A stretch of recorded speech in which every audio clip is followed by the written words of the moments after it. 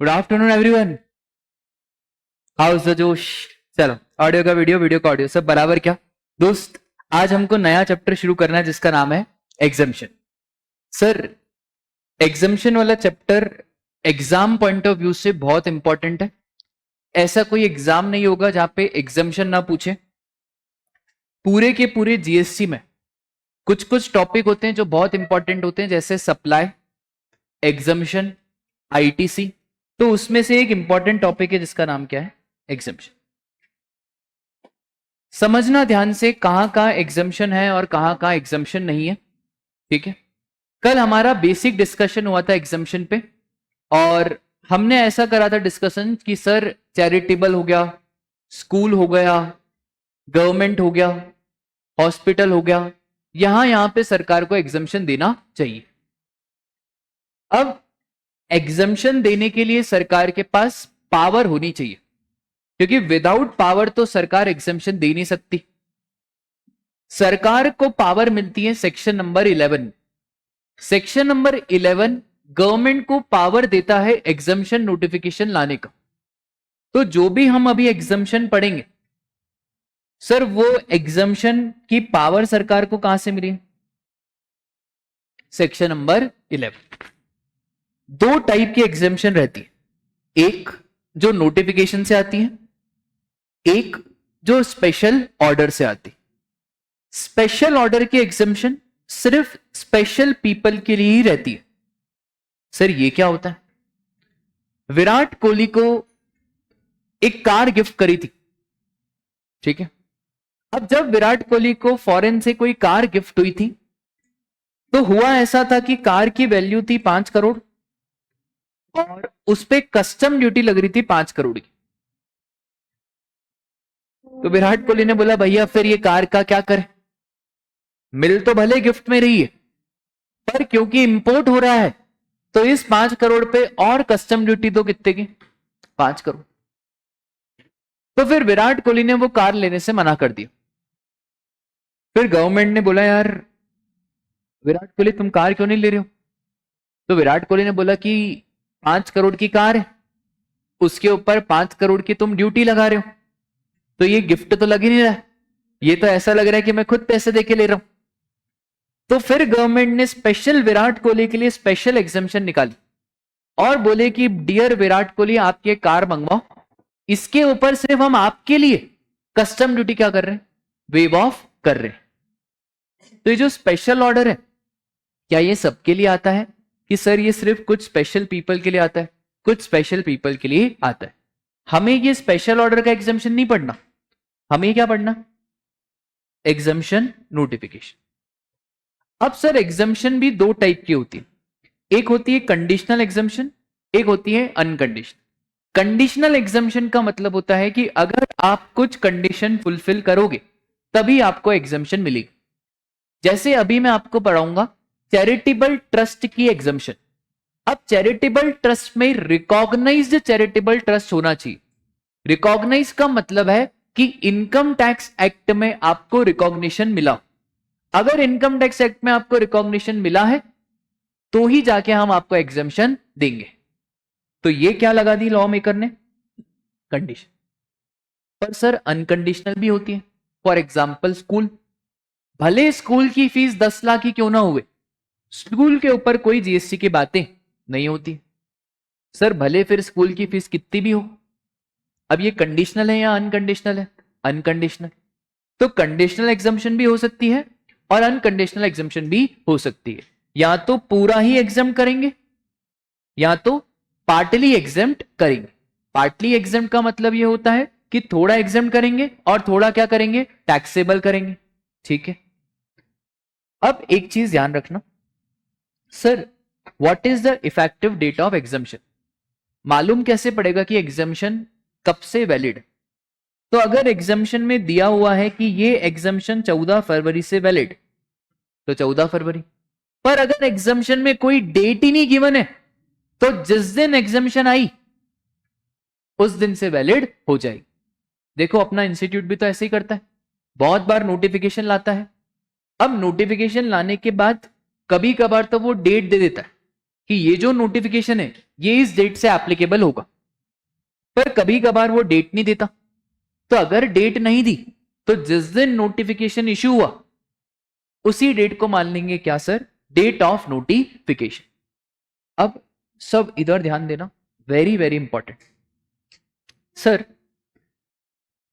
1 जनवरी 2023 को गवर्नमेंट ने एक नोटिफिकेशन लाया और नोटिफिकेशन में गवर्नमेंट ने कहा कि पाइप्स के ऊपर कोई जीएसटी नहीं लगेगा। क्या बोला? ठीक है।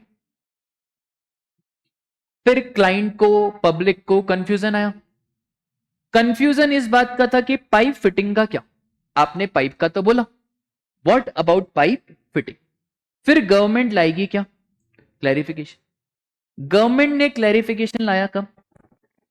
1/7/2023। अब मुझे एक बात बताओ, ये क्लैरिफिकेशन कब से एप्लीकेबल मानू? 1 जनवरी से एप्लीकेबल मानू कि 1/7/2023 से एप्लीकेबल मानू? तो सरकार ने कहा कि अगर कोई भी एक्सप्लेनेशन हम 1 साल के अंदर अंदर निकाल देते, कितने साल के अंदर अंदर? 1 साल, तो फिर उसको रेट्रोस्पेक्टिव मानेंगे। क्या मानेंगे? रेट्रोस्पेक्टिव। और अगर आपने कोई भी क्लैरिफिकेशन 1 साल के बाद निकाला, मतलब 1 जनवरी 23 है, आपने सपोज करो निकाला 10 जनवरी 24, तो बताए कब से एप्लीकेबल? ठीक है। तो सरकार ने क्या बोला कि अगर कोई भी क्लैरिफिकेशन विद इन 1 ईयर आ जाता है तो उसकी एप्लीकेबिलिटी क्या मानोगे? रेट्रोस्पेक्टिव। रेट्रोस्पेक्टिव मतलब शुरू से। हम तो यही मान रहे थे कि 1 जनवरी से ही वो एप्लीकेबल था। ये तो आप पागल हो कि आपने क्या लेके आए कंफ्यूजन। हम तो शुरू से यही मान रहे थे कि पाइप के अंदर पाइप फिटिंग इंक्लूडेड। पर अगर सरकार ने बहुत डीले कर दिया, 10 जनवरी 24 को लाया, तो इसका मतलब कब से एप्लीकेबल? 10 जनवरी। सर अब डाउट ये है, उस दोस्त का डाउट ये आ रहा है कि सर इस दौरान जितने लोगों ने टैक्स पे कर दिया उसका क्या? तो जो टैक्स पे कर दिया वो क्या मिलेगा? रिफंड। सर इंटरेस्ट भी मिलेगा, रिफंड दे रहे ना तुमको, गलती खुद कर रहे हो। अगर आपने गलती से इस दौरान टैक्स पे कर दिया है पाइप फिटिंग को टैक्सेबल मान के, तो आपको क्या मिल जाएगा? रिफंड मिल जाएगा। इंटरेस्ट की बातें मत करना। ठीक है, बोलो यहां तक की बात आपको क्लियर हुई क्या? तो sir what if we have paid tax, get refund. Sir यहां पे तो लिखा है गेट रिफंड विथ इंटरेस्ट। देखो इंटरेस्ट का क्या सीन होता है ना, थोड़ी आगे की बात बता रहा हूं। सरकार बहुत चोर है। सरकार क्या करती है? सरकार बोलती है कि अगर हमने आपको 60 दिन के अंदर अंदर रिफंड दे दिया तो हम आपको एक ढेले का इंटरेस्ट नहीं देंगे। अगर हमने आपको कितने दिन के अंदर अंदर दे दिया? 60। हाँ, अगर आपने जब रिफंड अप्लाई करा, क्लैरिफिकेशन की नहीं, जब हमने रिफंड अप्लाई करा, अगर उसके 60 दिन के अंदर अंदर सरकार ने दे दिया तो सरकार कितना इंटरेस्ट देती है आपको? 6%। पर जब सरकार को लेना होता है तो पता है कितना लेती है? 18। ठीक है, ये बातें सब फाइनल में आएगी, तो अभी आप इसके ऊपर मत पढ़ो, पर फिर भी आपको समझ में तो आ गया कि सरकार इतनी आसानी से रिफंड नहीं देती। तो ये लिखा तो हुआ है गेट रिफंड विद इंटरेस्ट, पर सर रियल लाइफ में कुछ इंटरेस्ट मिलेगा ही नहीं, क्योंकि जब आप अप्लाई करोगे 60 दिन के अंदर अंदर आपको पैसा आ जाएगा। आजकल रिफंड का सिनारियो बहुत फास्ट हो गया, 1 हफ्ते के अंदर अंदर क्या आ जाता है? रिफंड। पर अगर हम कुछ गलती करते हैं तो ये चोर 60 दिन नहीं देते, ये शुरू से क्या चार्ज करते हैं? इंटरेस्ट। ठीक है, और वो भी कौन से रेट से? 18% के रेट से। ठीक है, अगर सर 1 साल के बाद आया तो सर जब आया तब से हम मान लेंगे एप्लीकेबल। ठीक है, बस इतनी सी बात है किसमें? 1 ईयर की नोटिस में। ठीक है, तो चलो एग्जामिशन चैप्टर की हैंड रिटन नोट्स थोड़े कम रहेंगे और जो जो इंपॉर्टेंट रहेगा वो मैं आपको बता दूंगा। ठीक है, अपन इसको कोशिश करेंगे शॉर्ट में लिखने की। मैंने इसको वैसे ही बहुत शॉर्ट करा हुआ है, 120 पेज है मॉड्यूल में। ठीक है, ढूंढ लेना आप, 120 118 पेज है कुछ मॉड्यूल में, वो टोटल यहाँ पे 20 पेज में कवर्ड। सर ये पूरा कवर्ड है क्या? बेटा 100% कवर्ड। एक चीज हमेशा याद रखना, अगर मॉड्यूल को आप अभी पढ़ रहे हो तो अभी तो आप पढ़ सकते हो, पर लास्ट देख के कैसे पढ़ूं? लास्ट डे पे आप पढ़ ही नहीं पाओगे, it is impossible to read the module. तो मॉड्यूल से ही मैंने सारे नोट्स बनाए, पर मॉड्यूल में जो सब कचरा फचरा दिया हुआ है ना, उसको सब हटा दिया, और जो एग्जाम में बहुत इंपॉर्टेंट चीजें हैं, जो एग्जाम में आती ही आती है, उसको मैंने डाल दिया। ठीक है, तो आपको मॉड्यूल रेफर करना है क्या? मेरी मानो तो मत करो, पर अगर फिर भी आपका मन नहीं मानता है तो बस एक काम कर देना कि अभी अगर आपने साथ साथ में मॉड्यूल रेफर कर दिया, आपको अगर कुछ मॉड्यूल में नया लिख रहा है तो उसको नोट्स में डाल दो। उसको कहां पे डाल दो? नोट्स। ऐसा इसलिए बोल रहा हूं क्योंकि लास्ट डे पे बहुत इंपॉर्टेंट सारी स्ट्रेटेजी लास्ट डे की होती है। जिसने लास्ट डे पे कोर्स कर लिया वो पास हो जाएगा, और जिसने लास्ट डे पे नहीं करा वो पास नहीं हो पाएगा। ठीक है, बोलो बात क्लियर है क्या? ठीक है, बहुत बढ़िया। तो सर अभी हमने क्या क्या चीजें देखी? एक हमने देखा एग्जामिशन, नोटिफिकेशन, और एक है हमारा क्या बेटा? Special order. This is applicable for all, और दिस इज एप्लीकेबल फॉर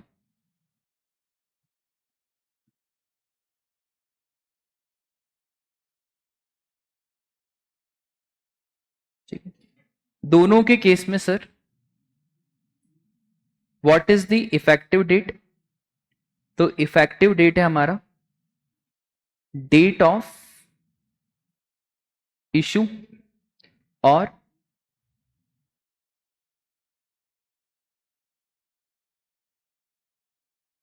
ठीक है, अगर नोटिफिकेशन का डेट दिया होगा तो नोटिफिकेशन का डेट ले लेंगे, और अगर नोटिफिकेशन का डेट नहीं दिया होगा तो क्या ले लेंगे अपन? Date of issue. Very very important.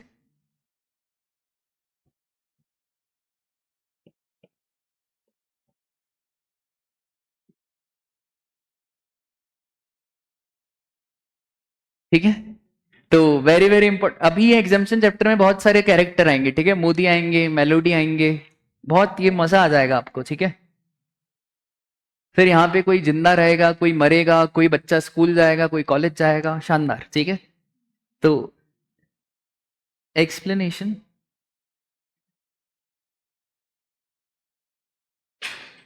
With in 1 year, बस बेटा बस।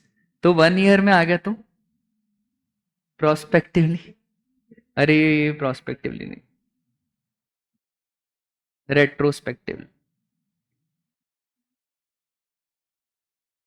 और एक्सप्लेनेशन आफ्टर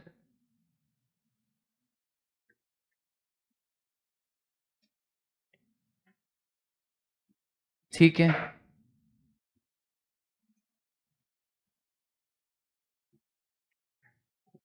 आज कौन सी डेट है? 22।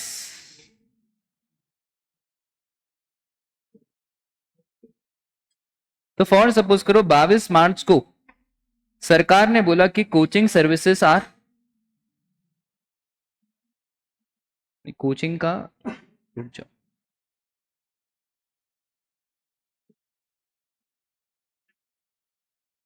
सपोज करो 22 मार्च को सरकार ने बोला स्कूल या एजुकेशन इज व्हाट? एग्जेम्प्ट। ठीक है, अब कोचिंग वालों को डाउट आया, कोचिंग वालों को ये डाउट आया कि व्हाट अबाउट कोचिंग, क्योंकि सरकार ने कोचिंग का तो कुछ बताया नहीं। अब कोचिंग वाले सरकार को बोलेंगे कि भैया क्लैरिफिकेशन लाओ। फिर सरकार ने फॉर सपोज करो क्लैरिफिकेशन लाया 28/8/2024, और ये क्लैरिफिकेशन में आया कि डियर प्रेरक सर, कोचिंग इज व्हाट? अब प्रेरक सर ने तो मजे लूट लिए यहां पे, इन्होंने तो यहां पे कोई जीएसटी वीएसटी दिया ही नहीं, क्योंकि उनको तो क्या लग रहा था? एग्जाम। अब इंसान तो अपने भलाई के सोचेगा, और वो भी प्रेरक सर, तो उन्होंने तो भैया यहां पे दिया ही नहीं। सरकार ने, पता है अब सरकार क्या बोलेगी कि देखो प्रेरक सर, हम 1 साल के अंदर लेके आए, क्या क्या एक्सप्लेनेशन हम विद इन 1 ईयर लाए? हाँ सर, 1 साल के अंदर ही है, 22 मार्च 28/8, तो 1 साल के अंदर अंदर ही है। तो हम तो क्या मानेंगे कि 22 मार्च से ही आपको क्या देना था, जीएसटी। अब आपने नहीं दिया ना बेटा, तो जीएसटी भी दो, इंटरेस्ट भी दो और पेनल्टी। इसलिए कभी भी अगर क्लाइंट को डाउट होता है ना, तो हम तो क्लाइंट को बोलते भैया दे दे, दे दे, फिर बाद में क्लैरिफिकेशन आएगा, बात का बाद में समझेंगे, अभी तो दे दे, वरना अननेसेसरी 18% का ये लोग क्या ले लेंगे, इंटरेस्ट, और फिर अननेसेसरी क्या लेंगे, पेनल्टी, क्योंकि ये तो शुरू से ही क्या मान रहे थे, 22 मार्च। ठीक है, बोलो बात क्लियर है। पर अगर सरकार बिल्कुल सोई थी और एक्सप्लेनेशन सरकार लाई पता है कब, 28/8/2025, और 28/8/2025 को सरकार ने बोला कोचिंग इज व्हाट, टैक्सेबल। अब अगर प्रेरक सर को तुमने बोल दिया ना कि हम तो 22 मार्च से मान रहे थे, तो बेटा गोलियां चल जाएगी, है ना। वो कहां पे योगी जी चलाते ना कट्टे, हाँ, तो प्रेरक सर बोलेंगे ये क्या तरीका है भाई, क्लैरिफिकेशन खुद कब ला रहे हो, 2025, मतलब हम साल भर तक तुम्हारा इंतजार करें, अब क्लैरिफिकेशन आएगा, अब क्लैरिफिकेशन आएगा।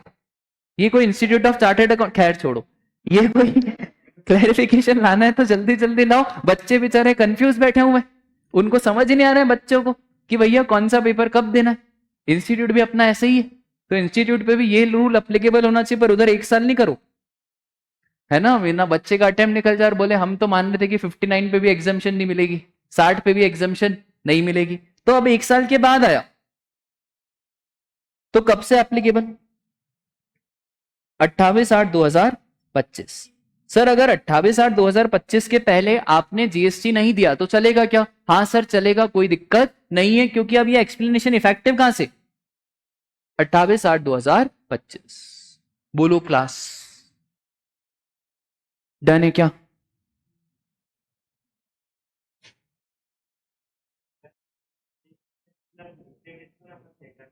क्या, ठीक है। पूछते डाउट इतने शानदार शानदार हो ना, फिर मेरे को ऐसा लगता है अंदर का मेरा वो जीएसटी बाहर आ जाता है। सुन लो, चलो, एक चीज होती है, ये जो मैं रेड से लिख रहा हूं इसको आपको लिखने की कोई जरूरत नहीं, ठीक है, ये चीज आपके कोर्स में नहीं है, पर आपने पूछा है तो मैं आपको बता रहा हूं। एक चीज होती है जिसको बोलते क्या, एडवांस रूलिंग। एडवांस रूलिंग क्या होता है, एक डिपार्टमेंट है CBIC, central bureau of indirect taxes and custom. कभी भी क्लाइंट को कुछ भी डाउट होता है लॉ में, तो आपको 10,000 रुपए फीस देनी पड़ती है, और 10,000 रुपए फीस में आपको अगर क्वेश्चन ऑफ लॉ में डाउट है तो आप क्वेश्चन सीबीआईसी से पूछ लो, फिर सीबीआईसी आपको आंसर देगा। उस चीज को बोला जाता है क्या, एडवांस रूलिंग। ठीक है, तो ये सब चीजें फाइनल में आएगी, पर तुमने पूछा तो मैंने तुमको बता दिया कि एडवांस रूलिंग का सीन क्या होता है।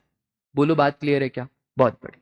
सर, ओ सर, सबसे पहली एग्जाम्शन, सबसे शानदार, चैरिटेबल एंड रिलीजियस। बोलो शिरडी वाले साईं बाबा की जय।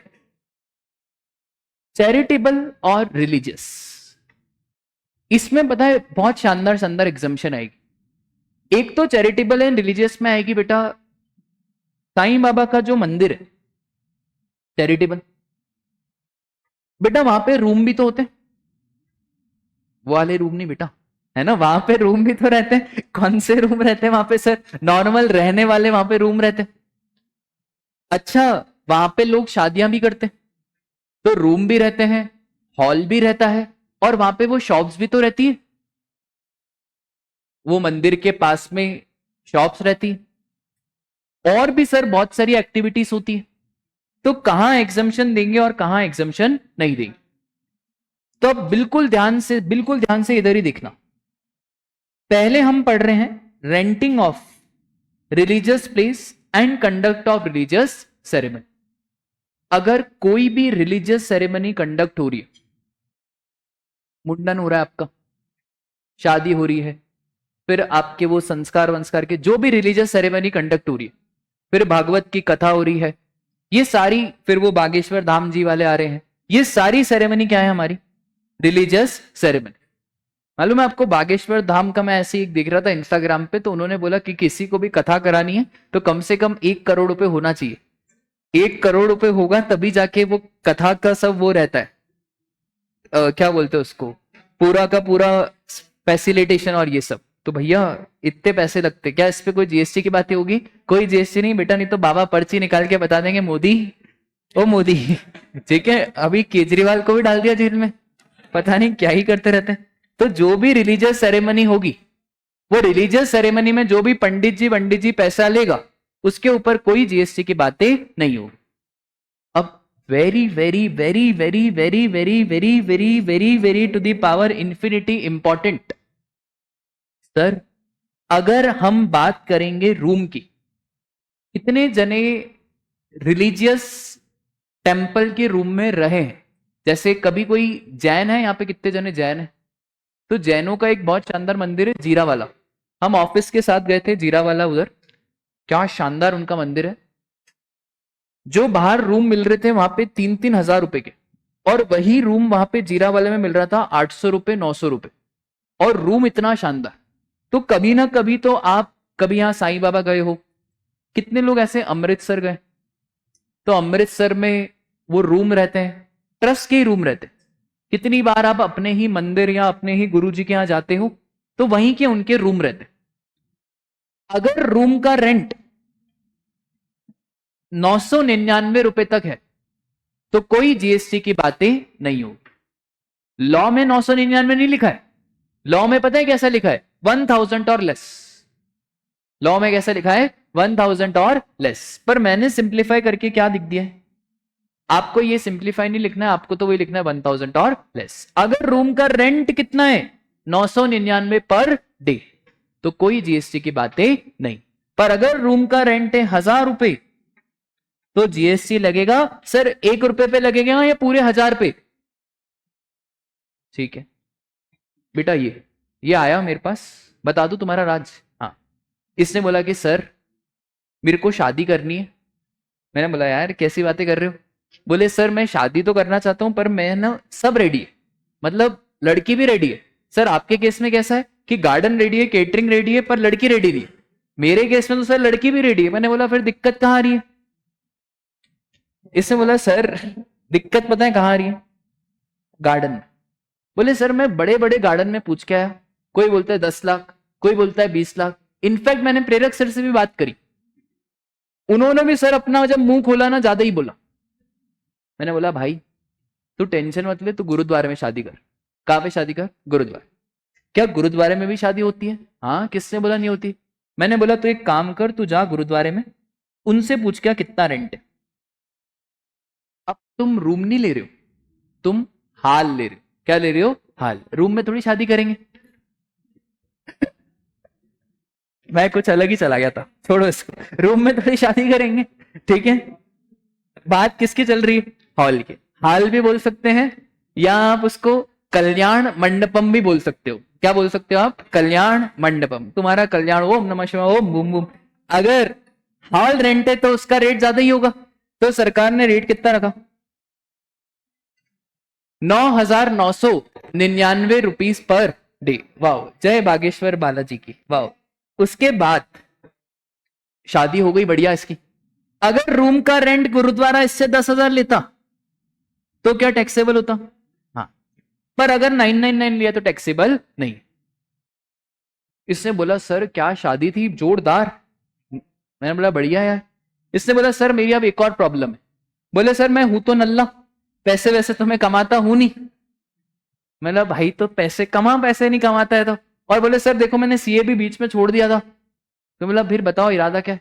बोले सर गुरुद्वारे के पास में है ना, बढ़िया लोगों को पागल बनाते, उनको मस्त मूर्ति बेचो, बोलो बाबा सुनते हैं, और सर 50 रुपए की मूर्ति 1000 रुपए में टिकाओ। बोले सर मैं तो क्या सोच रहा हूं ना कि गुरुद्वारे से बात कर लूं, और वहीं वो जो पास में आंगन रहता है ना, वहीं पे क्या खोलता हूँ, शॉप खोलता हूँ, भगवत गीता बेचूंगा, फिर मूर्तियां बेचूंगा। अमृतसर में गया था, और अमृतसर में वो मिनिएचर रहता है। पता नहीं उस मिनिएचर में ऐसा क्या था, मुझे बहुत अच्छा लगा। मैंने पूछा कितने का? बोले 2500। इतना छोटा सा उनका मिनिएचर रहता है वो गोल्डन टेम्पल का, पर उनके रेट ऐसे रहते हैं, क्योंकि भाई श्रद्धा के नाम पे तो आप कितना भी पैसा कमा सकते। ये वापस गया गुरुद्वारे में, और इसने बोला गुरुद्वारा गुरुद्वारा मुझे एक काम करो, क्या दे दो? शॉप। अब शॉप कभी भी एक दिन के रेंट से नहीं मिलती है, शॉप किससे मिलती है? महीने के रेंट से। तो अगर शॉप का रेंट कितना है 9999 पर मंथ, तो वो क्या हो जाएगा एग्जैक्ट। मतलब अगर शॉप का रेंट भी 9999 per shop is per month, shop is always per month, per hall is per day and room is also per day. और रूम का रेट कितना है सर 999। ठीक है, भूलोगे तो नहीं, पक्का एग्जाम में न जाने इस पॉइंट पे कितने सारे क्वेश्चन आए हुए। ठीक है, तो सर अपन इसमें अभी इसको लिख ही देते ना, रिलीजियस डेज। तो सबसे पहला तो रिलीजियस सेरेमनी।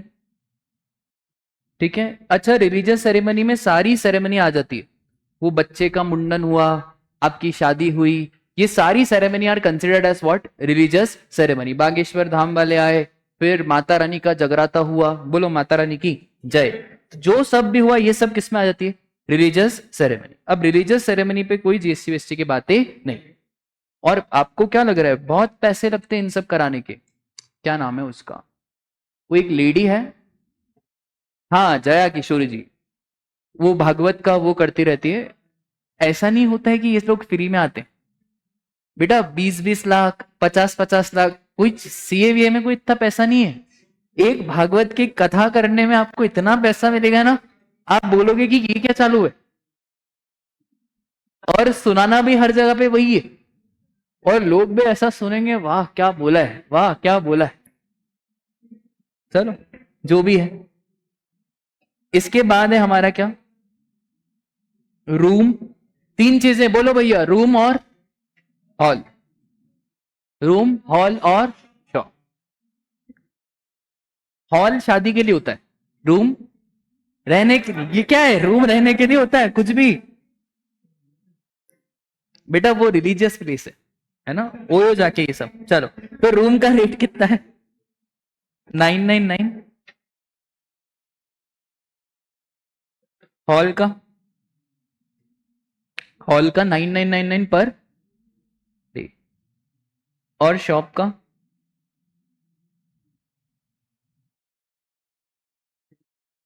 ये तो भाई इतना खुश हो गया ना भाई, ये तो आज जाएगा घर पे बोलेगा पापा मेरी कराओ शादी।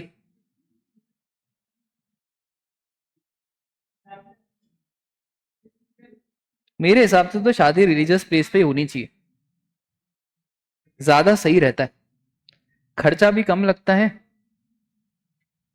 और नाम का नाम भी। अरे एक शादी करने के लिए कम से कम 20 लाख रुपए लग जाते हैं आपके, और वो भी आप उन लोगों पे उड़ा देते हो जिनको आप जानते भी नहीं हो। अभी मनोज सर ने इतने लोगों को बुलाया, कितने लोगों को जानते हो, करो बढ़िया इधर रूम हॉल और शॉप। क्या क्या लिखा है, अरे लॉ में ऐसे लैंग्वेज लिखी हुई है, मैं आपको अभी लॉ की लैंग्वेज पढ़ा दूंगा। ठीक है, आपको बस इंटरप्रिटेशन से क्या ध्यान रखना है, ये इंटरप्रिटेशन है। ठीक है, लॉ की लैंग्वेज पे अभी मत जाओ, आपको बस ये ध्यान रखना है कि यहां तक क्या है एग्जैक्ट नहीं, 1000 रुपए पे क्या है, वो ऐसा नहीं है यार।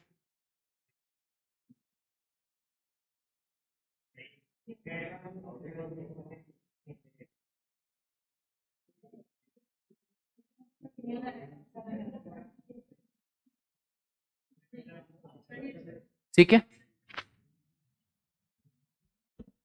अच्छा this is now fully text, बोलो बात क्लियर है। चलो यार अपन भी कहीं ट्रिप ट्रिप बनाओ, जीरा वाला बनाओ, उदयपुर बनाओ, रहेंगे अपन एक ही धर्मशाला में हॉल लेके 50 के 50। क्या सर की तरफ से कुछ भी, हाँ भंडारा बड़े आगे। मैं अगर शादी में बच्चों को बुलाऊं, मैं तो गार्डन में नहीं कर रहा, मैं तो इधर ही करूंगा भाई। चलो इसके बाद है अपना इधर इधर इधर चैरिटेबल ट्रस्ट। अब सुनो ध्यान से, चैरिटेबल ट्रस्ट कौन सा होना चाहिए, रिकॉग्नाइज। रिकॉग्नाइज का मतलब ये होता है इनकम टैक्स एक्ट 1961 में आपको एप्लीकेशन देनी पड़ती है to register as a charitable trust. Charitable trust को बहुत सारे बेनिफिट्स मिलते हैं, तो जितने भी आपके मंदिर हैं, गुरुद्वारे हैं, मस्जिद है, जैन धर्मशाला है, ये सब ट्रस्ट के अंदर क्या होते हैं? रजिस्टर। पता है ये अपने आप को ट्रस्ट में रजिस्टर इसलिए कराते हैं क्योंकि इनकम टैक्स में बहुत सारी छूट मिली हुई है किसको? Charitable trust. ठीक है, अच्छा चैरिटेबल ट्रस्ट से काम नहीं चलेगा, कौन सा? देखो कौन सा सेक्शन सर? 12AA या 1023C। ठीक है, आपको तो एग्जाम में बस क्या ध्यान रखना है? रिकॉग्नाइज। अब सुनो ध्यान से, इधर सर कौन कौन सी एक्टिविटीज एग्जेम्प्ट करी? पहली है पब्लिक हेल्थ। पहली क्या है? Public health. किसकी public health sir? Terminally ill persons. ठीक है, टर्मिनली इल पर्सन्स का मतलब होता है आप लोग जिनकी मेंटल कंडीशन सही नहीं है। ठीक है, that is terminally ill person. फिर बेटा रूम, HIV इन्फेक्टेड पर्सन। ठीक है, अगर HIV इन्फेक्टेड पर्सन की केयर और काउंसलिंग हो रही है। और तीसरा, वो पर्सन जो एडिक्टेड है किससे? ठीक है, नशा तो जिंदगी का होना चाहिए, ड्रग्स और अल्कोहल का क्या है? तो अगर इन तीनों चीजों का केयर और काउंसलिंग करी जा रही है, 2 मिनट, इन तीनों चीजों की क्या करी जा रही है? केयर और काउंसलिंग। कौन कौन सा sir? Ill person, HIV infected और पर्सन एडिक्टेड टू ड्रग्स और अल्कोहल। इसके ऊपर कोई GST वेस्टी की बातें नहीं होगी।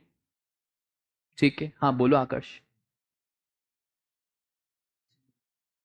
नहीं, उसका ऐसा लॉ में डेफिनेशन नहीं दिया हुआ है कि 70% ये या ये, बस ऐसा लॉ में लिखा हुआ है टर्मिनली इल पर्सन्स। इसका कोई मीनिंग, इसका जिसकी मेंटल कंडीशन सही नहीं है उसको बोलते हैं टर्मिनली इल पर्सन्स। एक होते हैं इल पर्सन्स, टर्मिनली इल पर्सन्स मतलब इल पर्सन्स की जो कंडीशंस है वो बहुत ज्यादा हालत खराब है। ठीक है, अब ये बात लॉ में कहीं नहीं लिखी हुई है कि टर्मिनली किसको मानेंगे, सिर्फ क्या लिखा हुआ है? Terminally ill persons. तो क्या सर इसका चैरिटेबल वाले लोग इसका गलत यूज भी कर सकते हैं क्या? हाँ कर सकते हैं, ऐसी कोई भी रिस्ट्रिक्शंस नहीं है। ठीक है, अब सुनो ध्यान से, रिलीजन, स्पिरिचुअलिटी और योगा, इसका एडवांसमेंट कि जैसे बहुत सारे धर्म ज्ञान होते हैं, फिर स्पिरिचुअलिटी मेडिटेशन कैंप्स लगते हैं। कभी आपने सदगुरु जी के सुने हो, ईशा क्रिया, फिर सबके अलग अलग मेडिटेशन कैंप्स लगते हैं। फिर आपका बाबा रामदेव जी का क्या? योगा। अगर कोई भी चैरिटेबल ट्रस्ट ये एक्टिविटीज करा रहा है, रिलीजन को आगे फैला रहा है, स्पिरिचुअलिटी को प्रमोट कर रहा है, योगा को प्रमोट कर रहा है, तो कोई GST की बातें नहीं। पर बाबा रामदेव आ गए बेली डांस पे, तो क्या अब GST लगेगा? हाँ बेटा अब तो GST लगेगा। बात है स्पिरिचुअलिटी और योगा की, belly dance is not covered in this. ठीक है, उसके बाद एजुकेशनल प्रोग्राम्स। देखो आपको तो एजुकेशन मिलता है क्योंकि आपके पापा मम्मी ने आपके लिए जिंदगी में बहुत कुछ किया। कुछ वो भी होते हैं जिनके माँ बाप उनको बचपन में छोड़ देते तो छोड़ देते, उन्हें कहा जाता है एबेंडॉन्ड चिल्ड्रंस, अनाथ चिल्ड्रन। जिनका कोई नहीं है उसका कौन है? ऊपर वाला। ठीक है, ये हमेशा याद रखना, सबको बनाने वाला वही है। तो हम तो बहुत खुशकिस्मत हैं कि हम रोज सुबह को उठते हैं और अपने पापा मम्मी को देखते हैं। कोई ऐसा भी है जिन्होंने आज तक यही नहीं रियलाइज करा कि पिता कौन होता है और माँ कौन होती? अपने को तो पता है कि ये पापा होते हैं, ये मम्मी होते हैं। किसी किसी को तो ये भी सुख नहीं मिला कि कौन फादर और कौन mother. They are known as what? Abandoned children. बहुत सारे चैरिटेबल एक्टिविटीज इन रिगार्ड्स में करी जाती। हमेशा याद रखना, जब तुम ज्यादा पैसा कमा लो, ज्यादा क्या जितने भी कमाओ, 10% का रूल हमेशा लाइफ में अपनाना कि 10% पैसा अलग करूंगा फॉर चैरिटेबल एक्टिविटीज। जैसे हम जब आर्टिकलशिप में थे ना, तो आर्टिकलशिप में हमको 2000-3000 मिलते थे। तो मैं क्या करता था, 2000-3000 में से 200 रुपए अलग करता था और 200 रुपए में से गरीब जनों को कुछ दे के आता था। वो ऐसा खुशी मिलती है देने से। तो वो रूल हमेशा याद रखना कितना, 10, कि कभी भी पैसा कमाए तो 10% क्या करो आप, अलग करो। तो ऐसे बहुत सारे इंडिया में चैरिटेबल ट्रस्ट है। वो चैरिटेबल ट्रस्ट क्या कर रहे हैं, इन एबेंडॉन्ड चिल्ड्रंस के लिए एजुकेशनल प्रोग्राम चला रहे या स्किल डेवलपमेंट, क्योंकि मोदी जी को करवानी क्या है, स्किल डेवलपमेंट। दूसरा है क्या, प्रिजनर्स जो जेल जा चुके हैं, और very very very important, person residing in rural areas having age over, गांव के बुड्ढे, किसके बुड्ढे? गांव के। देखो सरकार क्या मानती है ना, शहर के बुड्ढों की स्किल डेवलप्ड है, पर गांव के बुड्ढों को कुछ ज्यादा आता नहीं है। पर बुढ़ा किसको कहोगे? जिसकी एज 65 से ज्यादा है। देखो कभी कभार एक बार एग्जाम में क्वेश्चन उन्होंने पूछ लिया था, रूरल की जगह पे उन्होंने क्या लिख दिया था? अर्बन, और ये 65 की जगह पे 78। तो बच्चों को ये तो ध्यान था कि 65 के ऊपर है, पर बच्चों को क्या ध्यान नहीं था। तो बेटा ध्यान रखना कौन सा बुढ़ा कवर देता है? गांव का बुढ़ा। और गांव का बुढ़ा जिसकी एज किससे ज्यादा है? 65 से ज्यादा। और उसके बाद sir preservation of environment including watershed, forest and wild life. ठीक है, देश में सर गंगा को बचाना है, जमुना को बचाना है, फॉरेस्ट को बचाना है, वाइल्ड लाइफ टाइगर्स को बचाना है। अगर कोई चैरिटेबल एक्टिविटीज, ऐसी एक्टिविटीज भी करता है तो वो भी एग्जेम्प्ट। ये सब आप है ना सदगुरु जी से ध्यान रखना। सदगुरु जी बहुत बड़े स्पिरिचुअल गुरु है, ठीक है, उन्होंने ये सारी चीजें करी। वो जो ईशा फाउंडेशन है ना, वो चैरिटेबल ट्रस्ट, ठीक है। अब सर ईशा फाउंडेशन एक बहुत बड़ा ट्रस्ट है तमिलनाडु, कोयम्बटूर में, कभी आपका जाना हो तो जाना। अच्छा सर वो क्या क्या करते हैं? बेटा उनका एक हॉस्पिटल है, तो उन हॉस्पिटल में टर्मिनली इल पर्सन, HIV, एक उन्होंने अलग से एक कैंप खोल के रखा है, रिहैब सेंटर, जहां पे जो लोगों को भी ये ड्रग और अल्कोहल की आदत लग गई है वो टाइम टू टाइम, वो पता है क्या करते रहते हैं? रिलीजन, जैसे अभी महाशिवरात्रि आई थी, तो महाशिवरात्रि के दिन रिलीजन, स्पिरिचुअलिटी, इस सब को प्रमोट करते रहते हैं। फिर एक और चीज, वो इंसान जिनके पास पैसे वैसे नहीं है, जिनके माँ बाप नहीं है, एबेंडॉन चिल्ड्रन, उनकी स्किल डेवलपमेंट कराते हैं, उनकी पढ़ाई का खर्चा उठाते हैं। फिर sir person residing in rural areas, और वेरी वेरी इंपॉर्टेंट, एक बार कभी आपको ध्यान हो तो टीवी में एड्स आती थी कि सदगुरु जी और सब बाइक लेके निकलते थे, और बाइक लेके उनका बस यही मोटिव था कि जितना भी जल है उसको प्रोटेक्ट करना, फिर हरियाली देश में फैलाना। कभी आपको ध्यान हो तो टीवी में एड्स भी आती थी, ठीक है। That is what preservation of environment. बोलो बात क्लियर है क्या?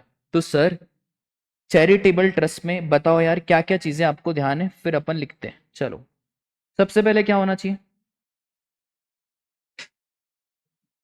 Recognised charitable trust. चलो एक्टिविटीज ध्यान है क्या? होगी सर, ध्यान तो होगी। सबसे पहले टर्मिनली इल पर्सन, हाँ नेगेटिव भी होता है क्या? HIV पॉजिटिव, और है ना ड्रग्स, और मत आप लोगों को तो पता ही नहीं होगा ना ये नशा वशा, ये ड्रग्स अल्कोहल, आप लोग बस ये की किताबों में ही रहो, ठीक है। आदत नहीं लगनी चाहिए इन सब की, ठीक है। क्या इसके बाद? हाँ रिलीजन, स्पिरिचुअलिटी।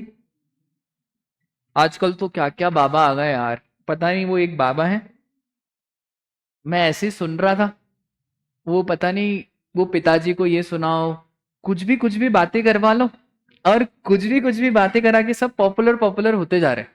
पता नहीं क्या ही है यार, क्या करूं। हाँ पार्ट टाइम, और क्या है? और क्या था? हाँ एजुकेशन या स्किल डेवलपमेंट।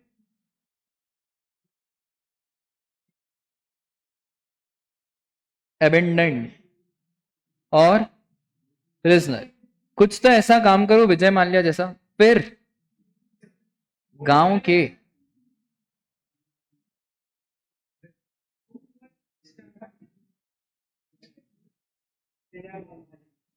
विजय सर, अरे विजय सर बुड्ढे थोड़ी है पागल।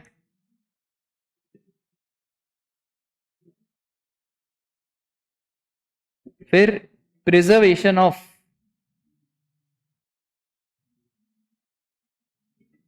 इन्वायरमेंट, इंस्टीट्यूट भी इसमें बहुत आगे, मालूम है आपको? वो जो सिकासा है और ये सब इंस्टीट्यूट भी इसमें बहुत आगे। इन्वायरमेंट इंक्लूडिंग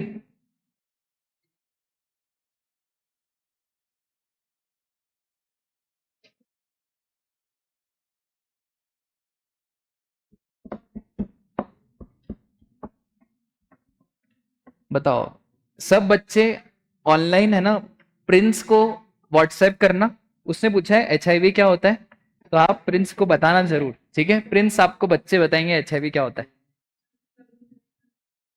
कौन है ना?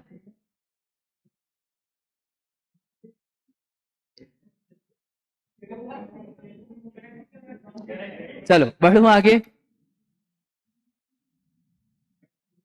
तुमको इसका फुल फॉर्म मालूम है क्या? क्या है? 9-10 क्लास में मैंने इसके रट्टे मारे थे। Acute immuno deficiency syndrome.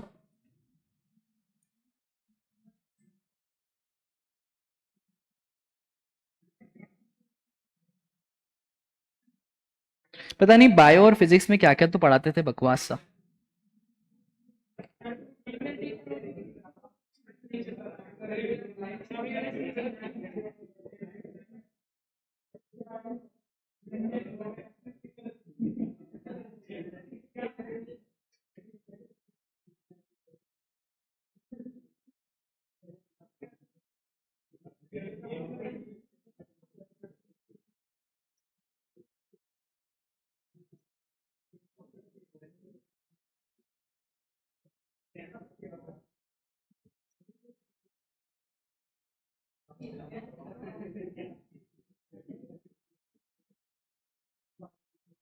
चलो यार जल्दी से, है ना?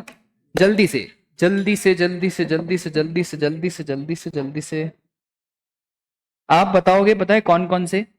एक बताओगे आप, ये वाला, ये वाला, ये वाला, ये वाला, और हाँ ये वाला,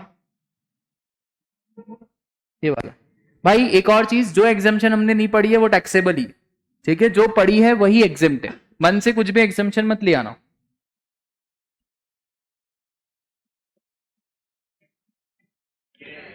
पहला वाला बोलो पूरी क्लास।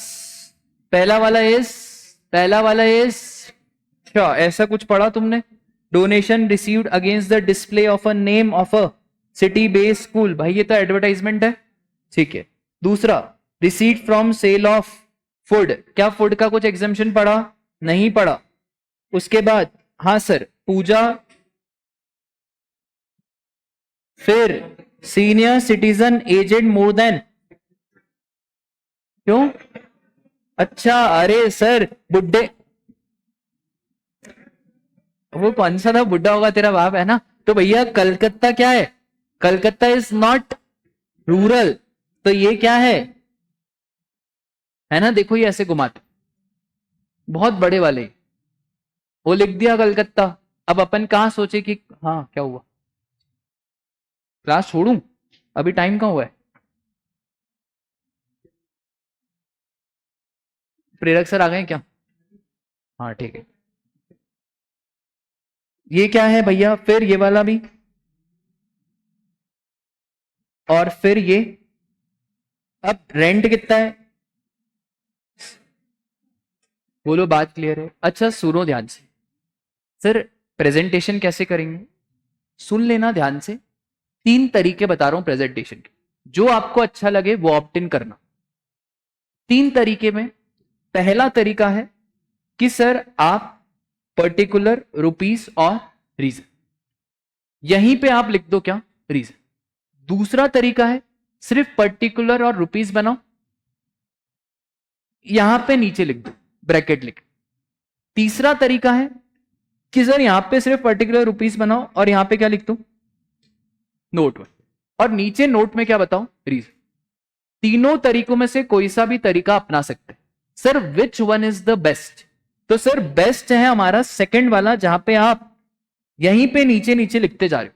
आजकल जितने भी इंस्टीट्यूट के सजेस्टेड आंसर्स आ रहे हैं ना, उसमें इंस्टीट्यूट भी पता है क्या करता है? पर्टिकुलर और रुपीस, और सारे रीजन कहां लिख देता है? नीचे, ठीक है? एग्जाम में याद रखना, अगर डब्बा बना हुआ क्वेश्चन है, टेबल बना हुआ है, ऐसा डब्बा बना हुआ है, तो आपको भी ऐसा डब्बा बना के प्रेजेंटेशन करना पड़ेगा। पर्टिकुलर अमाउंट, चाहो तो रीजन यहां लिख दो या नीचे लिख दो। सर अब ये क्या रीजन रट्टे मारने? कुछ रट्टा नहीं मार रहा है जीएससी, 2-3 बार पढ़ना है, कॉन्सेप्चुअली याद रहना चाहिए। इनफैक्ट जो आप क्लास में पढ़ोगे ना वो ऑटोमेटिकली आपको याद हो जाता है, ठीक है। अपन एग्जाम्पल ही ऐसे यूनिक यूनिक से लेते हैं कि आपको याद हो जाता है, ठीक है। तो देखो for example donation receive for publishing 5 lakh. अब रीजन में क्या, टैक्सेबल, और सिर्फ इतना सा, as it is a non charitable activity and the same is not covered under exemption. फिर receive from sale of food, this is also what, taxable, ठीक है। कभी खाया है कौन, वृंदावन मथुरा तो गए होगे ना, इस्कॉन, इस्कॉन में मैं गया था, इस्कॉन के अंदर मिठाई मिल रही है 1000 रुपए की, सेम कट कॉपी पेस्ट मिठाई इस्कॉन के बाहर मिल रही है 700 रुपए की, सेम। मैंने मेरे भाई को बोला तो चीटिंग है, बोले नहीं नहीं वो कृष्ण भगवान का वो है। भाई ट्रस्ट के नाम पे लोग इतना पैसा कमाते हैं, मैं आपको क्या बताऊं, इतना। अब मेरा भाई तो बहुत फैन है इन सब का, तो मेरे भाई ने बर्थडे पे पता है क्या गिफ्ट लिया, तुम होते तो क्या लेते, मोबाइल फोन। और ये मेरे भाई ने बर्थडे पे बोला पापा को, पापा एक काम करो मेरे को भागवतम का सेट लाके दो। अब वो भागवतम का सेट इस्कॉन में ही मिलता है, 10,000 रुपए की किताब, कितने की, 10,000। किताब इतनी नहीं, किताब यहां से शुरू हुई और यहां तक। मैंने बोला इसको ट्रेन में लेके कौन जाएगा, बोले तू। मैंने बोला भाई इतनी भारी किताब है, वो इतना बड़ा भागवतम का सेट, ठीक है। This all are taxable, books taxable है, खाना वाना ये सब क्या है हमारा, टैक्सेबल। उसके बाद सर एनुअल फीस, अच्छा ये तो अभी रुक जाओ, फिर डोनेशन नील, फिर ये, और फिर हमारा ये लेंटिंग। बोलो बात आपको क्लियर है क्या, चलो बहुत बढ़िया।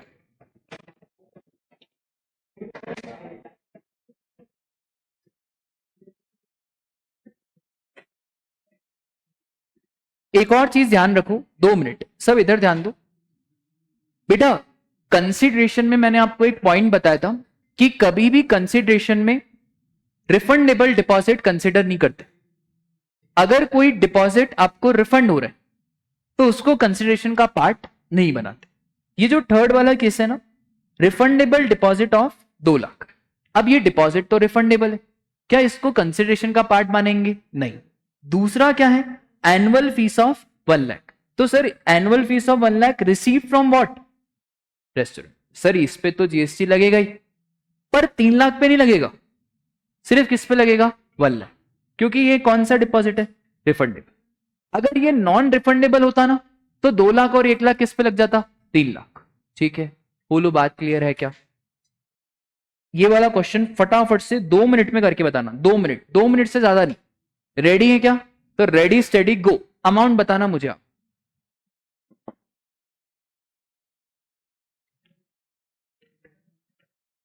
मैं मेरे को अमाउंट बताओ, टोटल निकाल के कैलकुलेटर चालू करो, मुझे अमाउंट बताओ, कैलकुलेटर चालू रखो। हाँ टोटल अमाउंट, एक एक करके नहीं, टोटल।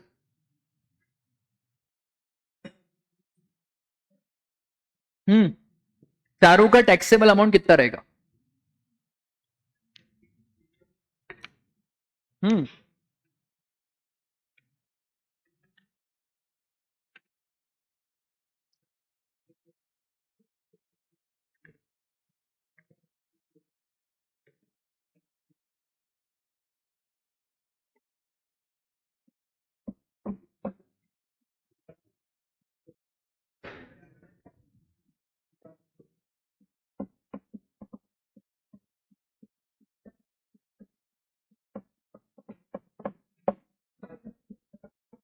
टोटल बताना, टोटल 1 2 3 4 सब।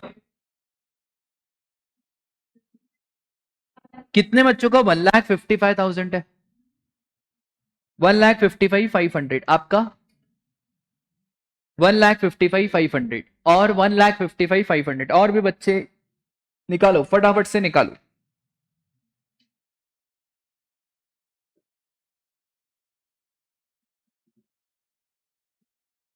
एक 55,500, एक मछली पानी में गई छपाक। खेला है क्या वो आपने गेम, आप मेरे को उसमें हरा नहीं पाओगे। चलो, renting of rooms, 2 rooms were rented for, बेटा तुम रूम को इतने ध्यान से क्यों देखते हो, 2 rooms were rented for 900 each per day. Sir room का रेंट कितना था यार, रूम का रेंट था सर अगर 999 रुपीज तक है तो एग्जाम, यहाँ पे तो ये 900 है, तो ये तो क्या हो गया, 5 रूम्स वर रेंटेड फॉर 1100, क्या ये टैक्सेबल? फिर हॉल, हॉल की लिमिट याद है क्या, 10 नहीं रहे, 9999, ठीक है। तो 3 कम्युनिटी हॉल, तीन तीन शादी करेगा ये for the performance of wedding, 25,000 per day, ये भी क्या हो गया हमारा। फिर 1 कम्युनिटी हॉल बस 8,000 है, दिस इज व्हाट। ट्रस्ट के पास क्या है, शॉप, और शॉप का रेंट कितना है 15,000, दिस इज ऑल्सो व्हाट। उसके बाद है हमारा क्या, meditation hall provided on rent for 100 rupees per day hall, और हॉल का रेट तो कितना था, है ना 9, तो ये भी हो गया क्या, तो जोड़ो ना कितना क्या आ रहा है, ठीक है। अब जो मैं आपको बता रहा था ना, देखो लॉ की लैंग्वेज कैसी है, renting of room where the rent charges less than 1000 per day is exit.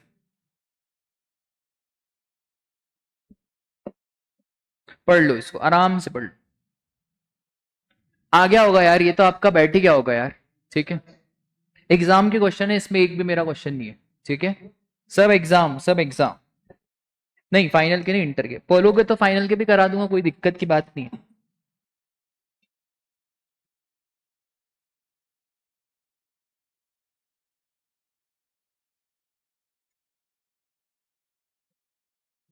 आने दो सर को, तो आना ही है। चलो ठीक है, आज के लिए बस इतना ही, मिलते हैं कल।